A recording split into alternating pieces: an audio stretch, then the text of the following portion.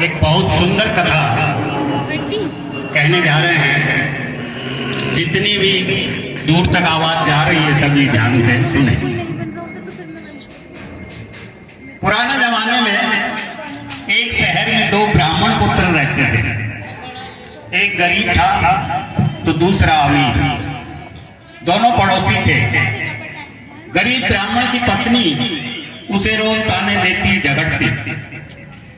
एक दिन 11 के दिन गरीब ब्राह्मण पुत्र झगड़ों से तंग जंगल की ओर चल पड़ता है, ये सोचकर कि जंगल में शेर या कोई मांसाहारी जीव उसे मारकर खा जाएगा, जीव का पेट भर जाएगा और मरने से वो रोज की झिक-झिक से मुक्त हो जाएगा। जंगल में जाते जाते उसे एक गुफा नजर आती है। वो जानबूझकर उस गुफा की तरफ जाता है। गुफा में एक शेर सोया हुआ होता है और शेर की नींद में खलल ना पड़े इसके लिए हंस का पहरा होता है। हंस जब दूर से ब्राह्मण पुत्र को आता देखता है तो चिंता में पड़ सोचता है ये ब्राह्मण आएगा, शेर जगेगा और इसे मारकर खा जाएगा। 11 के दिन मुझे पाप लगेगा, इसे बचाएं कैसे?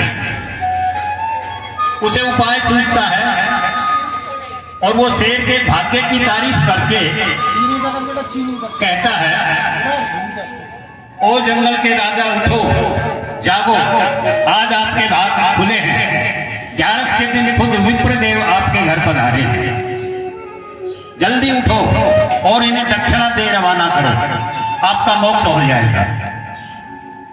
ये दिन दोबारा आपकी जिंदगी में शायद ही आए, आपको पशु योनि से छुटकारा मिल जाएगा। शेर दहाड़ कर उठता है। हंस की बात उसे सही लगती है और पूर्व में शिकार मनुष्यों के गहने वो ब्राह्मण के पैरों में रख शीश नवाता है और जीभ से उनके पैर चाटता है। हंस ब्राह्मण को इशारा करता है, विप्रदेव ये सब गहने उठाओ और जितना जल्द हो सके वापस अपने घर जाओ, ये सिंह है, कब मन बदल जाए। ब्राह्मण बात समझता है, घर लौट जाता है। पड़ोसी अमीर ब्राह्मण की पत्नी को जब सब पता चलता है तो वो भी अपने पति को जबरदस्ती अगली 11 को जंगल में उसी शेर की गुफा की ओर भेज देते। अब शेर का पहरेदार बदल जाता है, नया पहरेदार होता है कौवा। नया पहरेदार होता है कौवा। अगला पंडाल हम लगा। जैसे कौवे की प्रवृत्ति होती है, वो सोचता है बढ़िया है, ब्राह्मण आया, शेर को लगा दूं।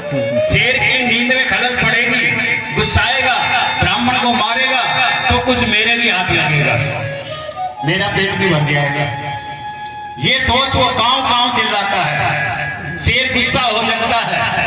दूसरे ब्राह्मण पर उसकी नजर पड़ती है, उसे हंस की बात याद आ जाती है।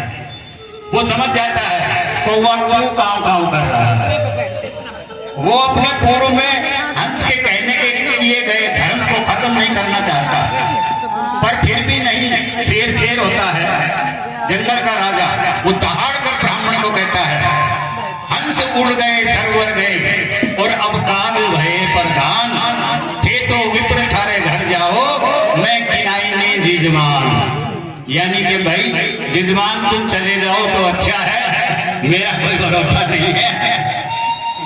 अब ये प्रधान बदल गए हैं, तो पहले प्रधान और थे, अब प्रधान कोई हो गया, चले जाओ। अर्थात हंस जो अच्छी सोच वाले, अच्छी मनोवृत्ति वाले थे, उड़ के सरोवर यानी तालाब को चले गए हैं और अब कौवा प्रधान पहरेदार है जो मुझे तुम्हें मारने के लिए उकसा रहा है। मेरी बुद्धि घूमे उससे पहले ही हे ब्राह्मण देवता यहाँ से चले जाओ। शेर किसी का जजमान नहीं हुआ है।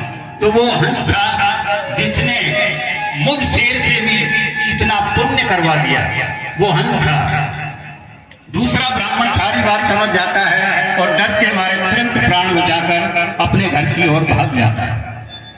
कहने का मतलब है हंस और कौवा कोई और नहीं, हमारे ही चरित्र हैं। कोई किसी का दुख देख दुखी होता है और उसका भला सोचता है, वो हंस है। और जो किसी को दुखी देखना चाहता है, किसी को सुख जिसे सहन नहीं होता और किसी को जानबूझकर दुखी करता है, वो कौवा है। जो आपस में मिलजुल कर भाईचारे से रहना चाहते हैं, वे हंस प्रवृत्ति के हैं। जो झगड़े कर एक दूसरे को मारने लूटने की प्रवृत्ति रखते हैं, वे कौवे की प्रवृत्ति के हैं। अपने आसपास छुपे बैठे कौवों को पहचानो, उनसे दूर रहो और जो हंस प्रवृत्ति के हैं उनका साथ करो। इसी में सबका कल्याण छिपा है। जय हो। राधे राधे।